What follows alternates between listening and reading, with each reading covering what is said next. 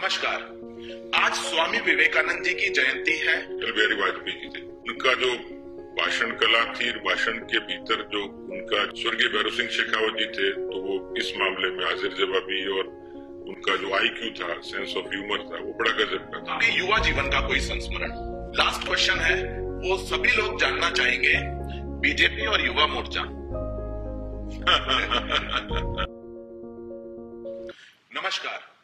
आज स्वामी विवेकानंद जी की जयंती है और पूरा राष्ट्र आज के दिन को राष्ट्रीय युवा दिवस के रूप में मना रहा है। आज हमारा सौभाग्य है कि हमें बात करने का मौका मिल रहा है भारतीय जनता युवा मोर्चा राजस्थान के पूर्व प्रदेश अध्यक्ष और वर्तमान में भारतीय जनता पार्टी राजस्थान के प्रदेश अध्यक्ष आदरणीय सतीश पूनिया जी से। और आज हम बात करेंगे उनके अनुभवों के बारे में और कुछ उनके निजी जिंदगी के बारे में। नमस्कार अध्यक्ष जी। नमस्ते। आपका जो ऐसा कोई संस्मरण हम जानना चाहेंगे जिसने आपकी जिंदगी को प्रभावित किया हो और आज भी प्रभावित कर रहा हो, आपके युवा जीवन का कोई संस्मरण। देखिए, वैसे तो जब आदमी तरुणाई से और एक परिपक्व अवस्था की तरफ आता है तो बहुत सारे ऐसे जीवन के उदाहरण होते हैं जो उसको ताकत भी देते हैं, ऊर्जा देते हैं, और उनकी स्मृतियों से उसको बहुत सारी चीजें सीखने को मिलता है। लेकिन मैं जब गांव से आया था 1982 में, और जब ट्रेन से उतरा था, तो मेरे पास न दिशा थी, न कोई इस तरीके की गाइडेंस थी कि मुझे जीवन में करना क्या। बस पढ़ने के लिए आया था। उस दौरान कॉलेज के कैंपस में अखिल भारतीय विद्यार्थी परिषद की सदस्यता हो रही थी। मैं अपने निवास के लिए कमरा ढूंढ रहा था। वो लोग मेरे पास आए और आके मुझे सहज भाव से पूछा कि भाई कहाँ से हो, क्या समस्या है। तो मुझे इतनी भीड़ में एकदम से ये पूछना अच्छा लगा। फिर उन्होंने मेरी तकलीफ पूछी तो मुझे कहा कि मुझे रहने की अभी जगह नहीं है। तो उन्होंने मेरे से पूरी जानकारी ली और दूसरे तीसरे दिन उस काम के लिए उन्होंने मेरी मदद की। मुझे लगा कि इस तरीके से भी कुछ लोग होंगे शायद, क्योंकि मेरी कल्पना में नहीं था। गांव से आया, शहर में कोई ऐसे पूछेगा। तो विद्यार्थी के नाते और गांव के व्यक्ति के नाते मेरा पहला अनुभव था कि इतने बड़े शहर में, राजधानी में, जहां मेरे कोई सरपरस्त नहीं है, तो मुझे उस समय विद्यार्थी परिषद से जुड़ने का उस समय अवसर मिला। वो पहला ऐसा एक अवसर था जिससे मुझे एक संरक्षक की सी भूमिका में विद्यार्थी परिषद लगी। और उनसे जुड़ने के बाद, क्योंकि आया तो मैं पढ़ने के लिए था, लेकिन उसके बाद विद्यार्थियों की गतिविधियों में सामाजिक रूप से इन्वॉल्व हुआ। वो पहला दिन था, मुझे आज अच्छे तरीके से याद है। आज मैं जिस जगह हूँ, वो दिन और विद्यार्थी परिषद का वो संपर्क मेरे लिए, जिसने मेरे जीवन को बदला और मुझे पढ़ाई के साथ साथ सामाजिक कामों के लिए प्रेरित किया। मेरी पहली स्मृति थी जब मैं स्कूल से निकल के कॉलेज में आया और गांव से निकलकर शहर में आया। तो वो एक ऐसा पल था जब जिसने मेरे जीवन को दिशा बदली। पर अध्यक्ष जी, पूरा राजस्थान वो है, वो जयपुर नहीं है। राजस्थान में कई छोटे छोटे स्थान भी हैं और आप भी एक छोटे स्थान से ही आते हैं। आप कोई मेट्रो सिटी से नहीं आते हैं। उन विद्यार्थियों के लिए आप क्या संदेश देना चाहेंगे जिनके सामने ये चुनौती होती है कि छोटे शहर से निकलकर एक जयपुर जैसे स्थान पर आना और अपने आप को स्थापित करना, चाहे वो राजनीति में हो या उनकी प्रोफेशनल लाइफ में हो या बिजनेस में हो, सबके सामने अपनी अपनी चुनौतियां होती हैं। तो आप उन चुनौतियों को कैसे देखते हैं और उन चुनौतियों का सामना हमारे नवयुवक कैसे कर सकते हैं? देखिए, जैसे मैंने कहा कि इस पीढ़ी में और हमारी उस पीढ़ी में उस समय में थोड़ा फर्क है। समय बहुत बदल गया, सुविधाएं हो गई और अब तो हम बिल्कुल इंटरनेट के और उस युग में हैं। तो उस समय जब मैं आया था तो मुझे लगता है कि मुझे वो कॉन्फिडेंस नहीं था लोगों के बीच में। आज ये पीढ़ी एम्बिशियस भी है और कॉन्फिडेंट भी है। हमें उस तरीके से कोई दिशा नहीं थी कि हम किस तरीके से आगे बढ़ना चाहिए, क्या हमारी उसमें भूमिका रहे। तो मुझे लगता है कि अब मैं बहुत सारे लोगों का संरक्षक हूँ। लेकिन उस समय हमें इस चीज की कमी लगती थी। दूसरा, मैं आज जो कुछ भी हुआ अगर सीखते चला गया, तो जो गांव से शहर में आता है या वो किसी भी एस्पायरेशन से आता है, तो मुझे लगता है कि एक आत्मविश्वास अपने आप में एक बड़ी ताकत है। और जैसा भी शुरुआत की आपने, स्वामी विवेकानंद जी का जन्मदिन है, और स्वामी जी भी यही कहते थे कि खुद पर भरोसा ये सबसे बड़ी ताकत है। इसलिए मैं सीखता चला गया कि एक व्यक्ति का खुद का जो आत्मविश्वास है, खुद पे भरोसा है, वो बड़ी ताकत है। इसलिए आज नई पीढ़ी को मुझे लगता है कि और ज्यादा भरोसे के साथ आगे बढ़ने की जरूरत है कि वो इसको पूरी ताकत के साथ बढ़े। एक ये होता है कि व्यक्ति चरित्र के नाते, व्यक्तित्व के नाते, ये समाज, उसकी मर्यादाएं, व्यक्ति के परिवार के संस्कार, ये सब चीजें काम करती हैं, लेकिन अल्टीमेटली अपने विवेक का इस्तेमाल करके आगे बढ़ना ये नई पीढ़ी के लिए मुझे लगता है। क्योंकि इस समय भले ही इंटरनेट का पीढ़ी होगी, लेकिन लोगों के जीवन में एक किस्म की दुविधा भी है, तनाव भी है, और खासतौर पर नौजवानों के बीच में, क्योंकि एवेन्यूज बहुत है, इसलिए डिसीजन मेकिंग, निर्णय क्षमता ये जरूरी है। तो विश्वास के साथ, भरोसे के साथ अच्छा निर्णय करते हुए विवेक के साथ आगे बढ़े ये पीढ़ी, तो मुझे लगता है कि इस पीढ़ी को भी बहुत अच्छी स्पेस मिल सकती है और बहुत अच्छे आगे से आगे बढ़ सकते हैं लोग। आप भारतीय जनता युवा मोर्चा राजस्थान के प्रदेश अध्यक्ष भी रहे, और मुझे लगता है लगभग 20 साल पूर्व आप प्रदेश अध्यक्ष रहे। उस समय की राजनीतिक चुनौतियां और आज की जो राजनीतिक चुनौतियां हैं, उनमें आप कितना अंतर पाते हैं और कितनी समानता पाते हैं? देखिए, दो चीजें हैं, क्योंकि भारतीय जनसंघ और फिर भारतीय जनता पार्टी और राजनीति में युवाओं की ताकत, ये तो सब मानते हैं इस चीज को, क्योंकि इस देश में या दुनिया में जहां बदलाव हुए, उस बदलाव का कारक नौजवान हुआ। जितनी क्रांतियां हुई उसमें नौजवान आगे रहा। जंगे आजादी हुई तो सरदार भगत सिंह की उम्र, बिस्मिल की उम्र लगभग उस समय की 19, 20, 25 साल की। और राजनीतिक तौर पर भी जो बदलाव हुआ, उस बदलाव का कारक भी नौजवान बना। आपातकाल का संघर्ष, श्री राम जन्मभूमि का आंदोलन, ये जो सारी इस तरीके की परिस्थितियां थी, उसमें नौजवानों की भूमिका। इस देश में विपक्ष की एक मजबूत राजनीति की शुरुआत जनसंघ ने और फिर बीजेपी ने की।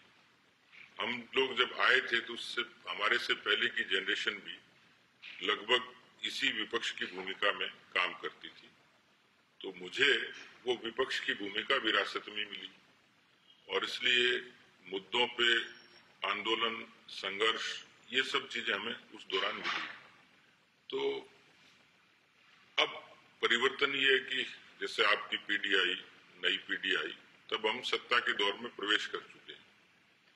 तो हमारे समय में आंदोलन और संघर्ष ये मुद्दा था, आज सुशासन के मुद्दे पर आप बात करते हो। तो इसलिए एक बदलाव ये आया कि आप अपेक्षाकृत सहूलियत के समय में, और जहां वैचारिक रूप से हमारा विस्तार हो गया, तो मैं देखता हूँ युवा मोर्चे के समय के अधिकांश समय मैं रोडवेज की बसों में और ट्रेन में खड़े होकर सफर किया, और बहुत दूर दराज के इलाकों तक। सहूलियत ये थी कि इतनी व्यस्तता नहीं थी, इसलिए मैं लगभग पूरे प्रदेश के ठेठ आदिवासी से लेके मरुस्थल तक और पूरा राजस्थान नापा।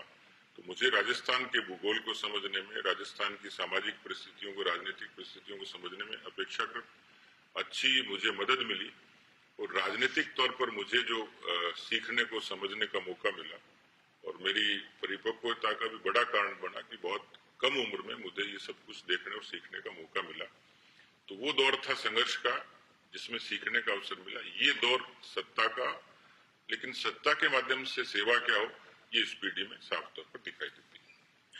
स्वामी विवेकानंद जी हमारे राष्ट्र के युग पुरुष भी हैं, और राष्ट्र का प्रतिनिधित्व आज भी वैश्विक मंच पर करते हैं। आप उनके जीवन में ऐसा क्या संदेश पाते हैं जिससे यह कहा जा सके कि उनका जीवन आज की पीढ़ी के लिए भी सार्थक है, और आने वाली जो पीढ़ियां होंगी उनके लिए भी एक संदेश रहेगा, और आने वाली पीढ़ियों के लिए भी सार्थक रहेगा? देखिए, पहली बात तो बेशक तस्वीर में देखें उनका जो व्यक्तित्व है, उनके गेरुआ वस्त्र और उनके चेहरे का ओज, तो उनकी जो स्वामी की छवि है वो ऐसा लगता है कि पूरे भारत की छवि है जो दुनिया के सामने स्वाभिमान से खड़ी है। तो व्यक्तित्व के नाते स्वामी जी ऐसे महापुरुष थे कि जो केवल देश नहीं पूरी दुनिया के लिए एक आइकन बने। यदि उनको यूनिवर्सल आइकन कहें तो भी अतिशयोक्ति नहीं है, क्योंकि अवस्था के नाते और जिन्होंने भारत का अध्यात्म के नाते प्रतिनिधित्व किया। दूसरा, नौजवानों के लिए तो वो बिल्कुल स्फूर्ति का काम करते हैं, ऊर्जा का काम करते हैं। उनका जो बहुत प्रसिद्ध कोट है, उठो जागो और लक्ष्य की प्राप्ति तक रुको मत, ये देश के और दुनिया के नौजवानों को उन्होंने कहा। लेकिन उनके व्यक्तित्व में जो सबसे बड़ी चीज प्रभावित करती है, 1893 में शिकागो में उनका दिया गया भाषण, और भाषण की शुरुआत में जो अमेरिका के लोगों ने, दुनिया के तमाम आए हुए देशों ने, कि brothers and sisters of America, यानी लोगों के बीच में बंधुत्व का भाव पैदा करना। दुनिया उस समय तरक्की के शुरुआत में थी, लेकिन भाईचारे का इस तरीके का संदेश देना, ये भारत का एक बड़ा संदेश दुनिया को था। और इसलिए उन्होंने जो कहा वो आज प्रासंगिक है कि कहने को तो दुनिया में कहते हैं कि वसुधैव कुटुंबकम की हमारी अपनी पद्धति और परंपरा और हमारी अपना एक संकल्प है, लेकिन इसको आज भी दुनिया की जरूरत है कि ये पूरा ग्लोब जो है, पूरी पृथ्वी, ये पूरे परिवार की तरह है। दुनिया में बहुत विग्रह हैं, झगड़े हैं, कहीं आर्थिक हैं, कहीं सामाजिक हैं, कहीं राजनीतिक हैं, कहीं सीमाओं के झगड़े, लेकिन इन झगड़ों के ऊपर भी आखिरकार जब कोई ये सोचता है कि धरती का पर्यावरण सुरक्षित रहे तो इंसान सुरक्षित रहेगा, तो इंसान की सुरक्षा और इस धरती को, पूरी पृथ्वी को परिवार के रूप में मानना, तो ये संदेश किसी ने सबसे पहली बार दिया और बहुत ओजपूर्ण वाणी में दिया, बहुत प्रतिबद्धता के साथ दिया। ये स्वामी जी का संदेश आज भी इस धरती पर और दुनिया पर प्रासंगिक है, कि जो इस पूरी दुनिया को किसी न किसी कठिनाई से बचाने के लिए, उस परिवार भाव को पैदा करने के लिए प्रेरित करता है। अध्यक्ष जी, युवा पीढ़ी के लिए जो नशा है वो एक जहर का काम कर रहा है। राजस्थान के भी कई जिले हैं, वहां पे नशा बढ़ रहा है और युवा पीढ़ी कहीं ना कहीं नशे की ओर अग्रसर हो रही है। एक राजनीतिक संगठन के रूप में और साथ साथ जो सामाजिक संगठन है, वो नशा मुक्ति के लिए और युवा पीढ़ी को नशे से दूर रखने के लिए क्या कर सकते हैं? क्योंकि ये युवा पीढ़ी के लिए नुकसानदायक है, यह राष्ट्र के लिए भी नुकसानदायक है। देखिए, स्वामी जी ने जो कहा उसके बहुत गूढ़ अर्थ हैं, और स्वामी जी ये कहते थे कि जो किसी भी देश की जो नौजवान पीढ़ी है वो समाज और देश को बदल सकती है। आज भी हम देखते हैं कि देश के लोकतंत्र की अक्षुण्णता, जातिवाद, भ्रष्टाचार, इन सब के खिलाफ कोई खड़ा हो सकता है। आज हम यदि भारत की भी बात करें तो लगभग 65% नौजवान आबादी है, और मैंने जिसका जिक्र किया कि जिसने आजादी से लेके, आपातकाल से लेके, श्री राम जन्मभूमि से लेके जितने बदलाव हुए, उन सब बदलाव में उनकी बड़ी भूमिका रही है। पर प्रश्न ये है कि भारत की नौजवान पीढ़ी वो संस्कारित हो, चरित्रवान हो और वो पूरी ताकत के साथ काम में लगे। लेकिन ये यक्ष प्रश्न है कि हम देखेंगे पंजाब के हट्टे कट्टे नौजवान, जो पंजाब सरसब्ज था और पंजाब की पूरी धरती खेती के लिए मानी जाती थी, आज वहां का नौजवान शरीर के नाते इस नशे की लत के कारण कमजोर होता चला गया, संस्कार के नाते कमजोर होता चला गया। तो पूरे देश भर में एक कॉरिडोर बना, पंजाब से लेके बाड़मेर तक और बहुत आगे तक। राजस्थान भी अछूता नहीं है, हमें इसकी फिक्र है, लेकिन मुझे लगता है कि नशावृत्ति पर अंकुश ये बहुत जरूरी है। और मैं तो कहूंगा कि भारतीय जनता युवा मोर्चा को और प्रदेश के और देश के तमाम संगठनों को इस बात को गंभीरता से लेना चाहिए, क्योंकि ये साफ जाहिर है कि किसी देश की जो नौजवान पीढ़ी है वो सांस्कृतिक रूप से और शारीरिक रूप से यदि पतन की ओर जाती है, कमजोर होती है, तो उस देश की ताकत कमजोर होती है। क्योंकि मैंने कहा कि किसी भी देश की ताकत उसकी नौजवान शक्ति है। इसलिए मुझे लगता है कि नशावृत्ति ये गंभीर है और इस पर किसी न किसी तरीके से सरकारें कानून बनाती हैं, लेकिन कानूनों की क्या मर्यादा हम अच्छे तरीके से देखते हैं। तो मुझे लगता है कि एक बहुत बड़े सामाजिक अभियान की जरूरत है। अध्यक्ष जी, आज के दिन को करियर्स डे के रूप में भी मनाते हैं। जब मैं अपने स्कूल में था तो इसको हरदम यूथ डे के रूप में तो मनाया ही, करियर्स डे के रूप में भी मनाया। परंतु आज जिस तरीके से अपने करियर को एस्टेब्लिश करने की आपाधापी मची हुई है, हर लोग एक ही दिशा में भाग रहे हैं, सबको अपना करियर ओरिएंटेड लोग हो गए हैं। तो इसमें जो हमारा युवा है वो मेंटल स्ट्रेस से भी निकल रहा है। वो कॉलेज लाइफ में भी मेंटल स्ट्रेस से निकलता है, उसके बाद प्रोफेशनल लाइफ में भी मेंटल स्ट्रेस से निकलता है। तो इसके लिए आज राजस्थान के युवाओं के संरक्षक होने के नाते आपका युवाओं के लिए क्या संदेश रहेगा कि जिससे वो मेंटल स्ट्रेस से दूर रह सकें? और इसके लिए हम चाहेंगे आप अभिभावकों को भी एक संदेश दें जिससे परिवार के अंदर भी एक अच्छा वातावरण बन सके। बिल्कुल ठीक कहा आपने कि ये पीढ़ी, जो नई पीढ़ी है, जितनी ऊर्जावान है और जितनी एम्बिशियस है, और जितना एक कम उम्र में भी जिसकी दृष्टि एक दिखती है, लेकिन ये बात ठीक है कि हमारे यहाँ पारंपरिक तौर से एक पढ़ाई का तरीका, और हम उसका जिक्र बार बार करते हैं कि मैकाले ने एक ऐसी पद्धति जिसने बाबू पैदा किए, यानी उस दौर से लेकर आज तक बहुत सरकारों ने कोशिश की, सिलेबस बदला, तौर तरीका बदला, लेकिन फिर भी सरकारी नौकरियों पर निर्भरता ये किसी भी नौजवान के लिए एक बड़ा तकलीफ का कारण है, क्योंकि एम्प्लॉयमेंट की अपनी एक मर्यादा है, बहुत सीमित सी संख्या होती है, लेकिन एक बड़ी भीड़ हम देखते हैं बेरोजगारों की। और उसका कारण सीधे सीधे है कि माता पिता से लेके और खुद स्टूडेंट और नौजवान, उसको लगता है कि मेरा भविष्य सुरक्षित है किसी सरकारी नौकरी में जिसमें भविष्य तक की सुरक्षा मिलती है। लेकिन मैं देखता हूं कि कोई पढ़ाई में सफल नहीं हुआ तो एक अच्छा जिसने रोजगार किया तो वो भी अपने क्षेत्र में मुकाम हासिल किया। सेल्फ एम्प्लॉयमेंट के जरिए लोगों ने बहुत सारे काम किए। मैं आज ही देख रहा था कि भारत के अनेकों नौजवानों ने अपने स्टार्टअप्स के जरिए और खुद की अपने स्वरोजगार के जरिए बहुत अच्छी उपस्थिति दर्ज की, और आज वो बहुत अच्छी पोजीशन पे है। कैटेगरिकली बहुत छोटे छोटे 25 साल की उम्र के से लेके 35 साल तक के नौजवानों ने बहुत अच्छी कंपनियां एस्टेब्लिश की और वो बड़ा कारोबार चला रहे हैं। खुद तो रोजगार है ही उनके पास में, लेकिन हजारों लोगों को रोजगार देते हैं। तो मुझे लगता है कि सेल्फ एम्प्लॉयमेंट और सरकारी नौकरी के अलावा दूसरे विकल्प पर ध्यान देना, मुझे लगता है कि इसके स्ट्रेस को भी कम करेगा। एक थोड़ा सा मुझे लगता है कि जनरेशन गैप भी है, माता पिता के बीच में और उस बच्चे के बीच में, नौजवान के बीच में भी एक गैप है। कहा तो ये जाता है कि पिता और पुत्र का उस संबंध के अलावा एक दोस्ती का भी संबंध होता है, लेकिन मुझे लगता है कि एक संवादहीनता इस पीढ़ी के बीच में है और इस वजह से वो अपनी बात को ठीक तरीके से रख नहीं पाता या वो समझ नहीं पाते। मुझे लगता है काउंसलिंग की जरूरत है, केवल प्रोफेशनल काउंसलिंग की नहीं, पारिवारिक भी और परिवार से बाहर भी। तो मुझे लगता है कि परिवार में भी और संस्थान में भी उसको इस बात के लिए प्रेरित किया जाए कि केवल नौकरी नहीं, नौकरी के अलावा दूसरे एवेन्यूज हैं। पढ़ाई का भी जो तनाव आज दिखता है, उस तनाव की आवश्यकता नहीं है कि व्यक्ति कोई अच्छा इंजीनियर, अच्छा आर्टिस्ट बन सकता है। हम देखते हैं कई बार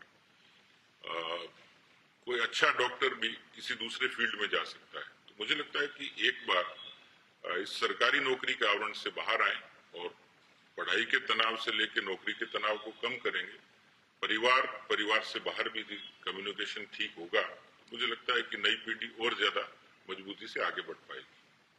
चूंकि आप छात्र राजनीति में भी रहे और छात्र राजनीति के संगठनों में भी काम किया, अध्यक्ष जी, आपने देखा होगा कि हम अशिक्षा से शिक्षा की ओर तो बढ़े, परंतु आज ये दौर आ गया है जब शिक्षा की गुणवत्ता पे बात की जाए। कहीं ना कहीं ऐसा लगता है कि शिक्षा की गुणवत्ता को भी बढ़ाने की आवश्यकता है और इसके लिए एक नई शिक्षा नीति भी आई है। तो आप इसको कैसे देखते हैं कि शिक्षा की गुणवत्ता को राजस्थान प्रदेश में बढ़ाया जा सके, जिससे हमारे यहाँ पे जो बहुत सारे इंजीनियरिंग कॉलेजेस हैं, वहां से बहुत अच्छे स्टूडेंट्स निकले, एमबीए कॉलेजेस हैं, वहां से अच्छा प्रोडक्शन हमको मिल पाए। देखिए, जो पहला सवाल था, जो जवाब था, उससे जुड़ा हुआ रिलेटेड ही है। मुझे लगता है कि जो भीड़ तो है, संस्थानों में भी भीड़ है और नौकरियों के लिए भीड़ है। लेकिन क्वालिटी एजुकेशन ये बहुत अरसे से डिमांड है। शिक्षा में परिवर्तन हो, पाठ्यक्रमों में बदलाव हो और शिक्षा किस किस्म की, उसकी बहुत चर्चा पूरे देश भर में हुई है। लेकिन शिक्षा ऐसी हो जो व्यक्ति को स्वाभिमानी बनाए, स्वावलंबी भी बनाए। केवल नौकरियों पर निर्भरता को छोड़ के, तो मुझे लगता है कि अब ये नई शिक्षा नीति जब आई है तो उसने ये अवसर दिया है कि व्यक्ति को पहले केवल 5 प्रश्न किए, रट लिया, पढ़ लिया और पास हो गए, लेकिन नई शिक्षा नीति ने बहुत सारे नवाचार भी इसमें दिए। मुझे लगता है कि आने वाले समय में जब जब ये एनफोर्स होगी, कागजों से जमीन पे उतरेगी, लागू होगी, तो लोग इस नई शिक्षा नीति के प्रभाव को भी देखेंगे, जो उस विद्यार्थी को समझने का, परखने का एक अवसर देती है कि उसमें अपने आप को ग्रूम कैसे करे व्यक्तित्व के नाते। उसमें वो सारी चीजें हैं जो एक व्यक्ति के नाते उसको परिपूर्ण बनाती है। और व्यक्ति यदि शिक्षा के माध्यम से संस्कार लेगा, स्वाभिमानी होगा, स्वावलंबी होगा, तो मुझे लगता है देश की बहुत सारी समस्याओं का समाधान होगा। इसलिए जो नई एजुकेशन पॉलिसी आई है वो मेरे ख्याल से विद्यार्थियों को भी, संस्थानों को भी और देश को इस रूप में प्रेरित करती है। आप विधायक भी हैं, विधायक होने के नाते मैं आपसे ये प्रश्न पूछना चाहूंगा कि जो युवा है उसकी नीति निर्माण में क्या भूमिका हो सकती है, और अगर इस भूमिका को बढ़ाया जाता है तो ये कितनी कारगर सिद्ध होगी। ये आवाज युवा हरदम उठाता रहा है कि नीति निर्माण में हमारी भूमिका बढ़नी चाहिए। देखिए, बहुत फर्क तो आया है, क्योंकि जो एक एज इस लिहाज से कम हुई है, चाहे ब्यूरोक्रेसी में देखें, पॉलिटिक्स में देखें, सोसाइटी में देखें। जो मैंने कहा कि आज का नौजवान काफी एम्बिशियस भी है, उसको बहुत एवेन्यूज भी हैं, उसकी सोच भी है, क्रिएटिविटी है, ऊर्जा तो है ही। तो अब वो रिफ्लेक्शन उसका दिखने लग गया है, पॉलिसीज में भी उनकी बराबर भूमिका है। और हम देखते हैं कि बहुत जगह बहुत यंग लोग अच्छे तरीके से, अभी कल ही हमारी एक पायलट ने और पूरे 7 समंदर की यात्रा की है। तो धीरे धीरे आज महिलाएं, नौजवान महिलाएं फाइटर प्लेन उड़ाती हैं। एक रेस्ट्रिक्शंस था कि फौज में भी, तो जेंडर के नाते भी उस पीढ़ी का एक तरीके का दखल निर्णय में हुआ है, डिसीजन मेकिंग में हुआ है, पॉलिसी मेकिंग में हुआ है। जो प्रधानमंत्री जी कहते हैं, माननीय नरेंद्र मोदी जी, वो एक बड़ी अपीलिंग बात कहते हैं कि सरकारों की अपनी मर्यादा है, लेकिन पीपल्स पार्टिसिपेशन कितना, जन भागीदारी कितनी है। तो मुझे लगता है कि पॉलिसी के अलावा नौजवान जो बड़ा काम कर सकता है वो जन भागीदारी को बढ़ाने का काम कर सकता है। उदाहरण के तौर पर उन्होंने जो एक संदेश दिया कि स्वच्छ भारत अभियान चलाया, कल्पना नहीं कर सकते थे कि देश का प्रधानमंत्री देश की गंदगी को दूर करने के लिए अपील करेगा। हमने एक चमत्कार देखा कि उसमें पूरा समाज जुटा, लोग लगे और देश अपेक्षाकृत साफ दिखने लगा। उसमें नौजवानों के अनेक संस्थाओं की अनेक बड़ी भूमिका रही। बेटी बचाओ बेटी पढ़ाओ, ऐसे कुछ नवाचार किए, उन्होंने अपील की, लेकिन वो जमीन पे आया। तो मुझे लगता है कि पॉलिसीज के अलावा जन भागीदारी के जरिए भी नौजवान और मजबूती से काम कर सकता है। निर्णय क्षमता में अब नौजवानों की अपेक्षाकृत भूमिका बढ़ी है और मुझे लगता है कि और बढ़ेगी अभी। इसलिए मैं आशान्वित हूं कि इस पीढ़ी का भारत के नीति निर्माण में बड़ा योगदान रहेगा। एक प्रश्न है, थोड़ा सा आउट ऑफ बॉक्स जाके पूछना चाहूंगा, और मुझको लगता है कि मैं आउट ऑफ बॉक्स जाने की लिबर्टी ले रहा हूं, पर भारतीय जनता पार्टी का और युवा मोर्चा का प्रत्येक कार्यकर्ता ये जानना चाहता है कि जो आपकी हाजिर जवाबी है, जो ये ह्यूमर है, ये आप में कहां से आया? इसकी कोई दवाई नहीं होती है, तो नैसर्गिक और नेचुरल होता है। मुझे भी पता नहीं, लेकिन कई बार शब्द निकलने के बाद ध्यान आता है कि उसने काफी लोगों को प्रभावित किया है। मैं जब, जैसे मैंने बताया, मैं गांव से आया, शहर में आया, तो मैं बहुत इंट्रोवर्ट और बहुत इनसिक्योर सा था। लेकिन जब स्टूडेंट पॉलिटिक्स में इन्वॉल्व हुआ, बहुत लोगों के समूह के बीच में काम करता था, हॉस्टल्स में रहा, तो वो जिंदगी एक इस किस्म की होती है जो व्यक्ति को थोड़ा उन्मुक्त करती है और बहुत बड़े दायरे में सोचने का अवसर देती है। ये ठीक है कि हम जब ये स्कूल, मतलब जो जीवन है, पाठशाला है, तुम मूर्तियों से सीखते हैं, किताबों से सीखते हैं, लेकिन जीवंत व्यक्तियों से भी सीखते हैं। इस चीज को मैंने काफी नेताओं को नजदीक से देखा कि मैं जब राजनीति में प्रविष्ट हुआ तो एक तनाव राजनेता के मन पे भी रहता है। तो मैं देखता था कि बहुत बड़े बड़े नेता बड़े सहज रूप से किसी आने वाले को रिप्लाई करते थे। जैसे मान लीजिए अटल बिहारी वाजपेयी जी थे, तो उनका जो भाषण कला थी, भाषण के भीतर जो उनका जो विनोद का व्यंग का जो भाव रहता था वो जनता को अपील करता था। स्वर्गीय भैरव सिंह शेखावत जी थे तो वो इस मामले में हाजिर जवाबी और उनका जो IQ था, सेंस ऑफ ह्यूमर था, वो बड़ा गजब का था। जबकि उनके बारे में कहा जाता है वो किसी कॉलेज में नहीं गए, बहुत पढ़े लिखे नहीं थे। हमारे स्वर्गीय भंवरलाल शर्मा जी हैं तो उनके बारे में भी यथाही रूप में प्रत्यक्ष तौर पर उनको कई बार देखता था कि किसी काम से जाते थे, फिर उसको डाइवर्ट करते थे, काम भी करते थे लेकिन मजाक भी करते थे। कुल मिलाकर लोगों से देखा कि अपने आप को हम लोग कैसे विकसित कर सकते हैं, तो धीरे धीरे नेचुरली ये डेवलप होता चला गया। उसको कोई मैंने ट्रेनिंग नहीं ली, लेकिन देखने से ये हुआ। एक रैपिड फायर राउंड करेंगे और उसमें कुछ पर्सनल क्वेश्चंस भी होंगे, पर रैपिड फायर हमको बहुत फास्ट आंसर चाहिए। तो मैं स्टार्ट करता हूं। लव फॉर सन और डॉटर? डॉटर। ये क्वेश्चन सब पेरेंट्स को कंफ्यूज करता है। एकेडमिक्स और मूवी? एकेडमिक्स। और पद यात्रा और वाहन यात्रा? पद यात्रा। लास्ट क्वेश्चन है, वो सभी लोग जानना चाहेंगे, बीजेपी और युवा मोर्चा? मेरा तो अभी भरोसा युवा मोर्चे पे है। आप राजस्थान के जो युवा हैं उन सभी को क्या संदेश देना चाहेंगे? देखिए, जो लोग मुझे सुन रहे हैं, चाहे वो पार्टी के हैं या पार्टी के इतर हैं,